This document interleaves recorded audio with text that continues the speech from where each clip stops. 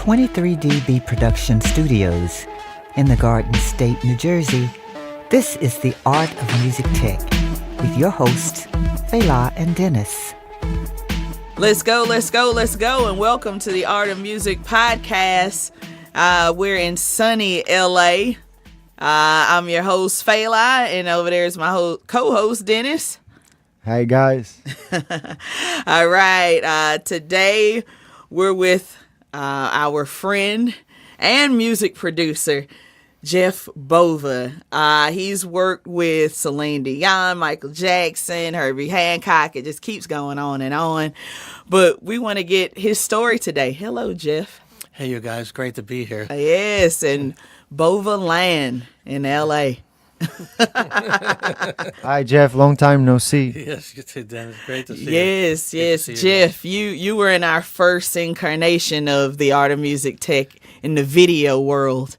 And you were one of the people we definitely wanted to come back to because we had to cut so much to fit within this 5-minute window that we kind of gave ourselves with that project. But today we get to go long form and get all of the knowledge. And we got more questions too. Yes. All right. Oh, great. Yeah, I can't wait. Yes. So we're going to start off with where you're from and what your story into music, your parents into music. I think I've seen you post about your dad being in military bands. So yeah. I grew up in a musical family. My dad, he started off in the Air Force band, a jazz band, which is called the Airmen of Note. It was the Glenn Miller band recommissioned after World War II during the Korean War. So when he was thinking about either serving, possibly getting drafted, he and a buddy of his went down to D.C. and auditioned for the band and got in. So they did their 4 years in the Air Force, and they toured around, did the military bases, all over the world. The USO kind of thing, yeah. Except they're right, they're in it. They are it. So, wow. So it was really really fun. So right from the very beginning, there was music. And mom, before I was born.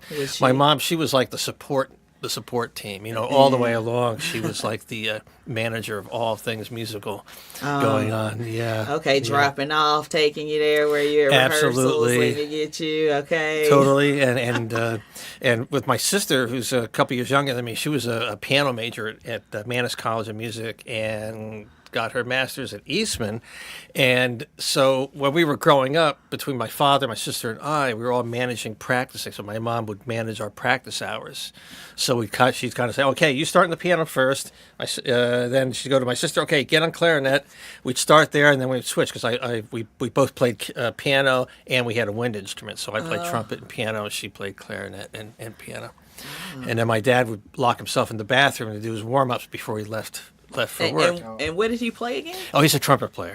Yeah, trumpet player, yeah. Okay. Yeah. Okay, you wanted to follow in step with him, kind of. Yeah, I didn't know anything. We didn't know anything else besides that. We grew up in it, and I mean, when he moved to New York after being in the service and just started his career there, we were exposed to so much. I mean, everything from the hotel big bands that were still playing in the major hotels in Manhattan to like the ballets. There was about 10-year period where he was playing in the orchestra. It was basically a pickup orchestra that would play for all the out-of-town ballet companies that would come to New York to play at the Met. So we got to see every one. It was just amazing. In fact, we got to see the first. It was Nureyev and Fontaine. It was like, again, Russian and Royal Ballet dancing Swan Lake together, which was at the time like an epic moment, especially after the Cold War, for them to be dancing together. And my dad played in the orchestra for that. So seeing some legendary performers growing up like that, I mean, who's not going to want to say, this is the business for me to be in, And, exactly, yeah. And when I was old enough to go into the studio or into the Broadway pit, my dad would bring me in, and I could sit and watch. So I remember my first sessions, and I was learning all along. Okay, you got to be there 30 minutes before the session starts, And my dad would always actually, he or one or two other guys would be the earliest ones. And you'd already see like maybe a trumpet on the stands, and maybe a trombone on one of the chairs. So the guys already came in, marked their spots, and did their thing. So I got sort of, sort of programmed into like what this life was like and how you should be in it. And how to be a professional in it. Yeah, that's something that not a lot of people get exposed to that early on. Exactly. Yeah. Wow, that's great. Yeah. Were you born in New York? No, I was born in Washington D.C. when my dad was in the service. Yeah. Oh, okay. And then you moved to New York. How old were you? Connecticut. I was just I was 2 years old by that time. 2 years old. Yeah. So grew up in Greenwich, Connecticut, and my dad commuted into the city. To New York. Oh wow. Yeah. Every day? When he was working, yeah. Oh, yeah, okay. every day. Yeah. Yeah. So he was doing pit work mostly live then, or it was a mix of everything. Oh, so he would even do. He'd be the recording sessions during the day. Studio okay. as a studio musician. Yeah, totally. Yeah. Oh, So that was the thing. okay. That's when. Okay. You were doing both live, you were doing studio stuff. Jingles were hiring live musicians, Yeah. I mean, it's like crazy. That's when most people won't remember it below the, I'm trying to think how many years ago this would be. Well, you'd have to be over, you might have to be over 50. But Radio Registry, the answering service for all the studio musicians in New York at the time, had a telephone in every major studio.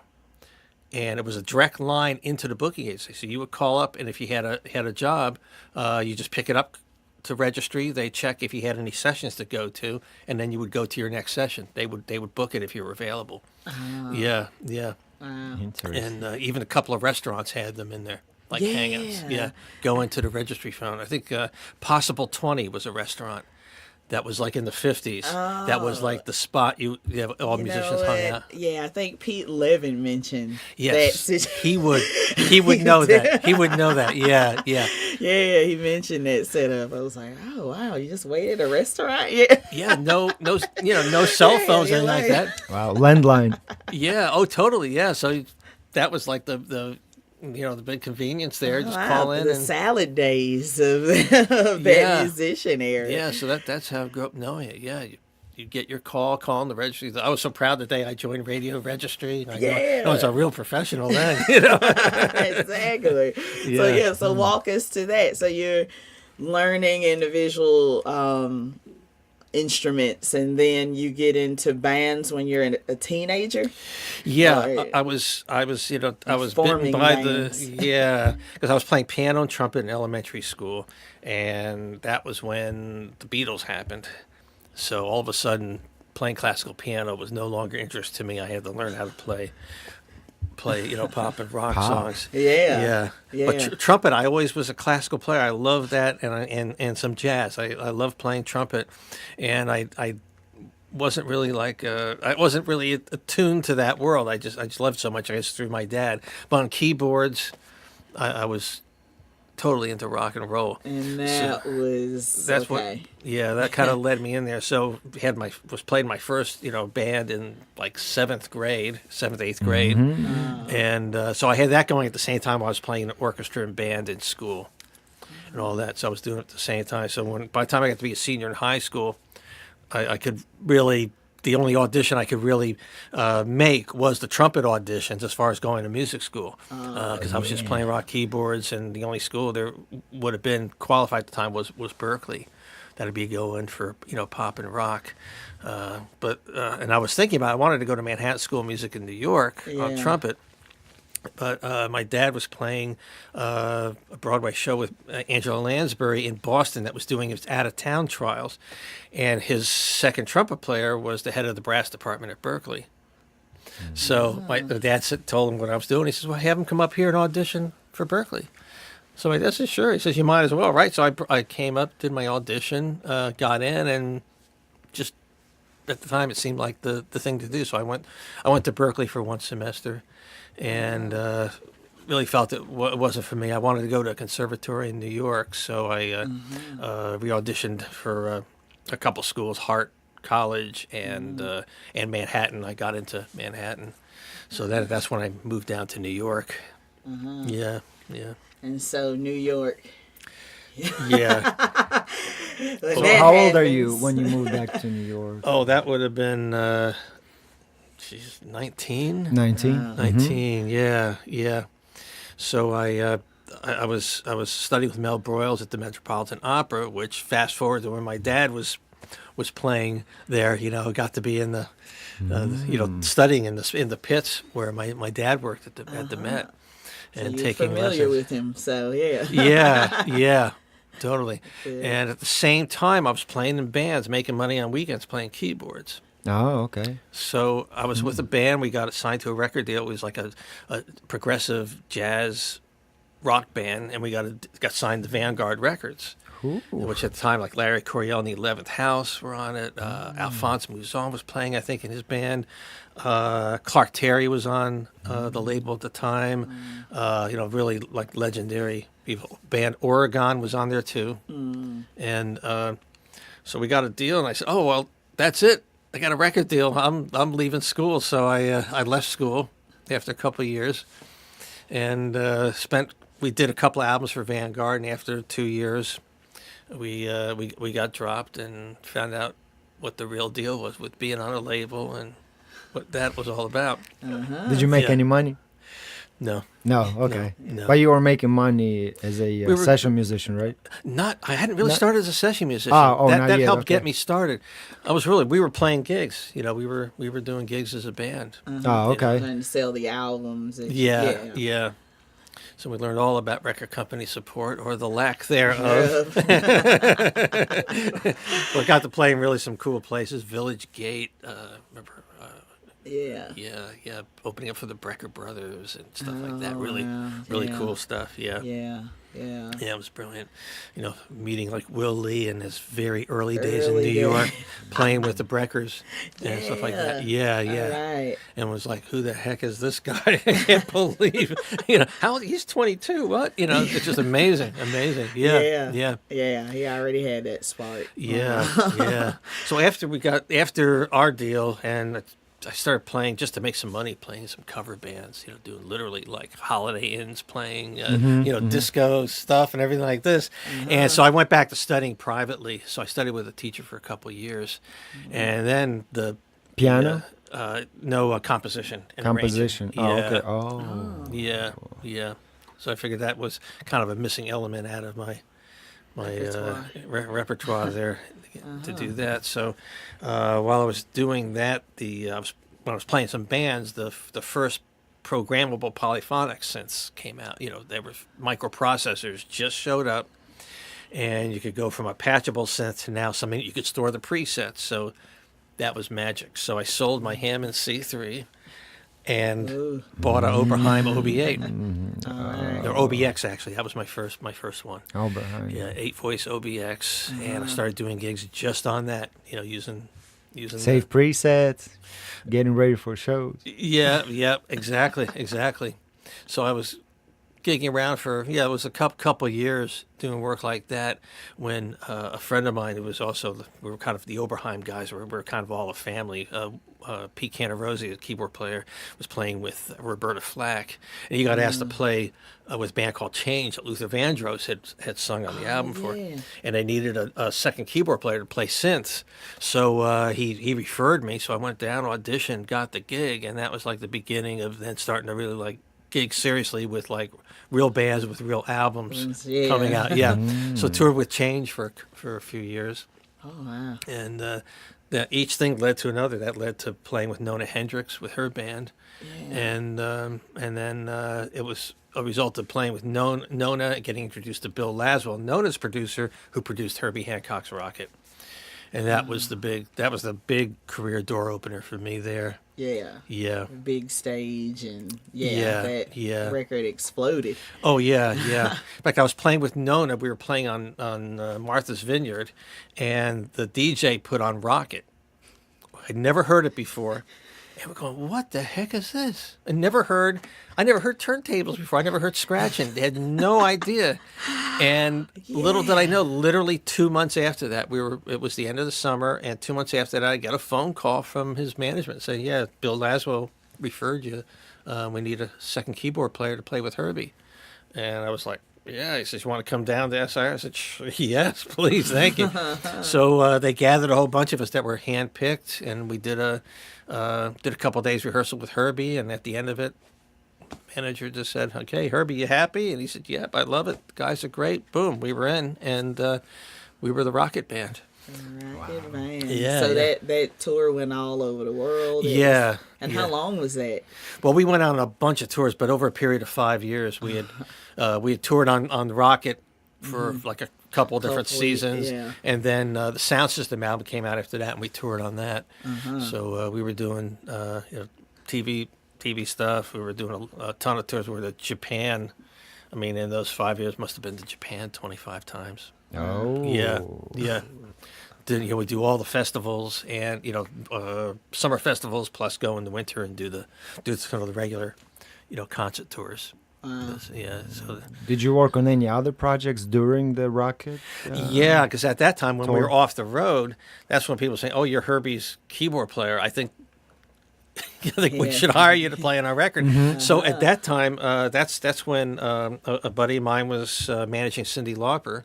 And the True Colors. True Colors album. So I came on the True Colors and worked alongside with Jimmy Braylauer, who came up with he came up with the idea really to have, because programming was all like just one person programming in the room, and he said, everything is so evolving and people aren't used to working with programming.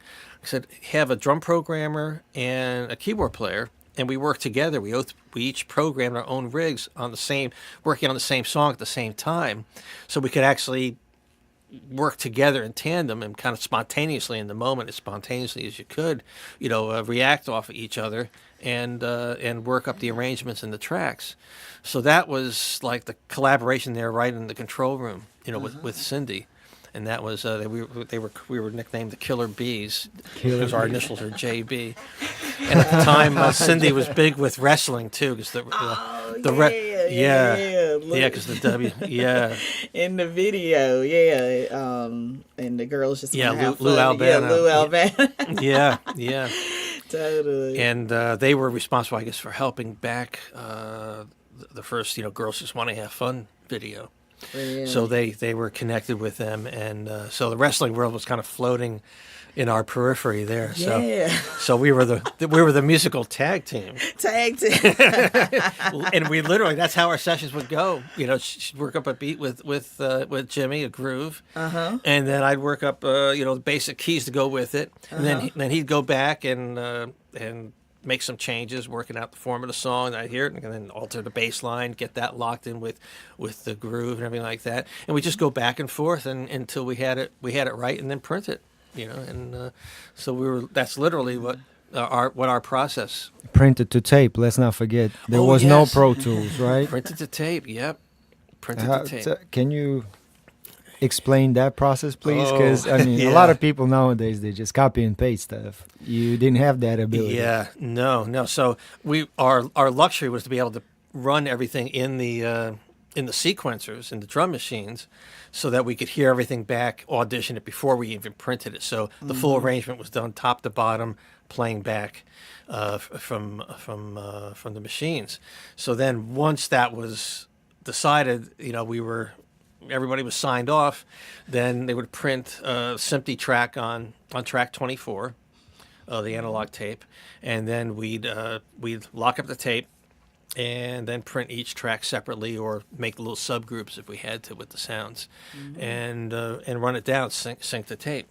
And that never worked right. The minute the artist would walk into the room, they go, "How's it going?" There, all of a sudden, sync would stop, and we wouldn't be able to lock. Everything would be out of sync and all that. Because you had to deal with a lot of issues. Like we had to learn about grounding, and we had to learn about how ground worked on both the audio signal line and the ground on the chassis of the equipment. Yeah. Because if we weren't grounded to the console and the studio was like a properly wired studio, and ground was off, the SMPTE code would get wacky. Something would get reversed, and we wouldn't be able to lock. So you always had to be really careful about that.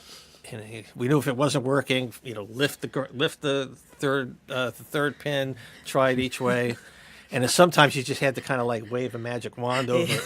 and hope it worked. What'd you do that time? I don't know. Yeah, but it's working. Just print the stuff. Yeah. And then it got more sophisticated with tempo maps. Then it was a box that Dan Garfield invented, the Dr. Click, and so now you could have a click track going with tempo changes.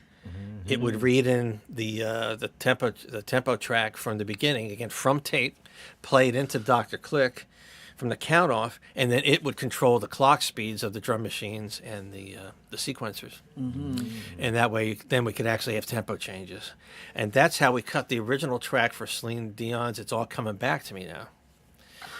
Because that was the main piano part of the original track was cut live. Roy Bittan played the piano, and his piano performance was all cut together from multiple takes. And at the time, it was like 7-minute long track. So we generated a click track to the live piano. She had to be dropped in manually against his piano. So we had a click track that followed his piano performance, right? Then from there, it was loaded into the Dr. Click, and then we could lock up to it and have our program tracks play along to the piano. It was crazy. It was crazy. I mean, but we did it. It got done. That was the only option, right? There was no other option. No other option. You either play live with the piano, but you'll lose the programming ability to lock it up. So we would do all our prearranging of the track to in the sequencer, and then we want to lock to the piano. Literally, just Dr. Click. We'd have a count off in front, and it would give us 4 counts or 8 counts for free. And then as the tempo changed, it followed the gaps, because basically it was measuring the gap between each quarter note over the period of the song, and just load its memory with that. And so you had to start from the same click at the beginning every time. If something happened halfway through it and you needed to reprint, you had to go back to the beginning to find which click you're on. There was a way you could do it, but you don't want to go on a 7-minute song. Click number 586. Let's start there. That was crazy. So anyway, all that led to everybody's ingenuity saying, we can't do this anymore. We got to find other ways to make this happen. Even though that was a hit record, we could do this in less time. Yeah, I mean, it's like finding solutions, and that was the thing. Finding a solution to a real world problem. How do you have the machines meet the analog gear, and make it work in live performance like that? So. Eventually we had click track generators that would pull the click off of the drums, so we would get that like an SPX 80. Yeah. Would pull that, and and then that would generate the click and the clock for all the sequencing, all the sequencers. Yeah. All right. So did you end up getting to help move that technology along? Did you were you somebody that was called upon? Yeah. What pieces of gear did you? We would give feedback on it. The Dr. Click was a big one, and then working out once the world moved into computers with Studio Vision and Performer, then we got more input on how to capture the tempos in the computer. Okay. And they started implementing that actually in the programs in Performer and Studio Vision. Oh, okay. Yeah. But Celine Dion's album wasn't done on the computer, right? It was straight up tape. No, actually, the one I was on, Falling to You, that was, by that point we were on.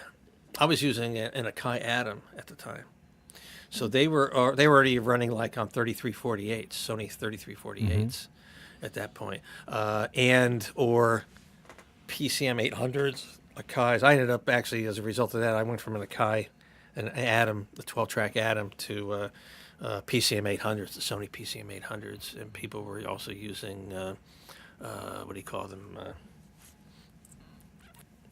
The video version, ADATs. Oh yeah, ADATs. Yeah.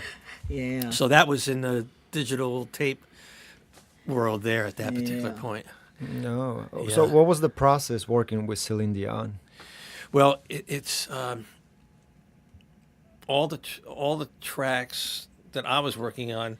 I was working on them with Jim Steinman, and Call the Man, which is one I produced on that.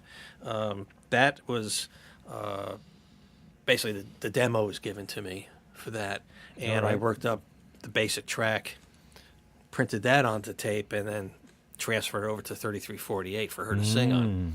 You know, but with Jim, we actually had to pull out the original analog tapes of his version of "It's All Coming Back to Me Now" to pull the track out, because they tried to cut it with a live band, and it just didn't have the magic that his original version had, which we cut Roy Bittan playing piano. So pulled that out and ported it over and updated it to be like the basic core track of the version that Celine sang on. So we were back, in the laboratory, extracting what we had done, 10 years earlier on a Jim Steinman track, which was analog, which was then transferred to digital. And then we, with the new technology, computer technology, because we were working off MPC 60s and Lin sequencers in the 80s at that time, to the computers. That was 10 years later? Yeah. It was like 1986, 87 that we cut the original version of "It's All Coming Back to Me Now" with Jim on Jim's solo album. Jim had a solo album. He had it was like 4 girl singers. It was like a project. So it was called Pandora's Box. You can look it up. There's actually, they did a video. Okay, I have to check that out. Yeah. Elaine Caswell was the lead singer on that. She's a great New York singer, and she sang the original. And so the version for Celine, basically they loved the song and were essentially covering it, so to speak. And they tried to recreate it. Had to go back to it, because with a Jim Steinman song too, it's so specific about how it's gotta go down. Just the emotional energy of it and everything like that. Yeah, it's an emotional song, and it kind of swings in a slow way. And that's all. That's live piano with that was Elaine singing with Roy Bittan doing takes. So he was feeling her vocal, and the tempo map of it was all live. So that's where all the feel comes from. Wow. Cool. So that happens. Wow, you work that. So, after, so we're at the Celine Dion point. That's a pretty big high point, because that was the Grammy. That was the Grammy. The album of the year award too. And my first production credit, and and that happens. Like, wow. And the Grammy. Setting the bar pretty high there. But you were working as as a musician, and now you're getting into the production side and composition, and really something that you set yourself up for earlier in your career, because you knew that's where you wanted to take it. And you need all those, especially if people are just starting, you need all those tools. You can't just be doing one thing. You got to be ready. You got to be really versatile. Did you learn how to record and mix, engineer aspect? Did you learn? I never studied. I just was all along through my career. I was in the room with the world's best. And got to see what they did. So when came time to somebody saying, hey, do you mind mixing this track in Pro Tools 3? It was like, I said, well, I'll try to figure out what to do here. And just had to kind of call upon that. There weren't really any courses at the time, so I really had to call on all the knowledge and that regular engineers had been using on analog consoles to learn how to do it. So I learned from the masters, and I just adapted it along the way. And now it's great. There's so many resources to really learn the craft, and a lot of stuff you can learn online. I mean, I'm going online all the time, catching up on stuff I probably knew nothing about. I mean, so it's great. Everybody's very lucky now to have access to so many things, master classes, all those kinds of things. And the speed of the technology, the upgrades, and how fast it's happening now. I mean upgrades back in the day were like historic moments in a different way. Yeah. It was like, oh my God, they're going to version 2.3. 6 months have gone by and they've just added some feature that that they've been trying to program in, that was taking months and months to figure out. Yeah. So I feel very lucky today that things are what they are. But I still do tempo maps on songs. It totally eases the problem with doing like playing along with live tracks with MIDI, because I just do a map along with it rather than just play and punch in live. I've got a map to get really specific places in the song. It just saves a lot of time for me, and I can get the MIDI to really lock nicely with the grooves if they're live tracks. Technology. Gotta love it. Well, actually, we're at our first half of the podcast. All right. We got a second half of this, and we're going to get more into what you're up to now, Jeff. Awesome. So we're going to break this up. Thank you for listening, people. Please leave comments and share on iTunes. And again, listen on iTunes, Spotify, iHeartRadio. Thanks again from Jeff, Dennis, and me, Fela. Let's go. All right. Let's go, guys. Great. Thanks so much for having me, guys. For more information of booking 23dB Productions, visit their website at 23dbproductions.com. Like and follow 23dB Productions at Instagram, Facebook, YouTube, and Twitter for the latest work.